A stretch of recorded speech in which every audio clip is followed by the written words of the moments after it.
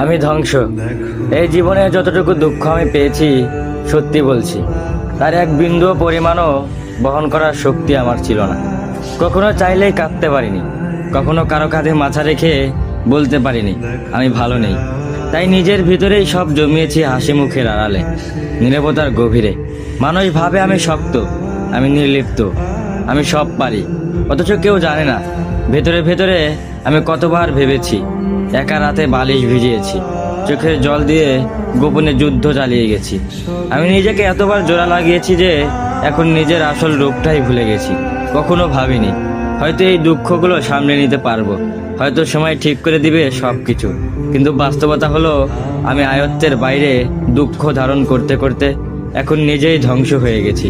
এখন মনে হয় আমি নেই, আমি কেবল এক ভাঙা মানুষ, যার ভিতরে অনেক কথা জমে আছে কিন্তু শোনার কেউ নেই। সবাই বলে খারাপ সময় সবসময় থাকে না, সময় ভালো হয়ে যাবে, কিন্তু কেউ বোঝে না সময় শুধু ক্ষত তৈরি করে, সেগুলো শুকায় না। আমি এখন কেবল একটু নীরবতা, মুখে হাসি, চোখে অন্ধকার আর মনে একরাশ দুঃখের বোঝা নিয়ে প্রতিদিন বেঁচে থাকার অভিনয় করে যাই। আমি ধ্বংস হয়েছি, তবু মুখে বলি আমি ভালো আছি।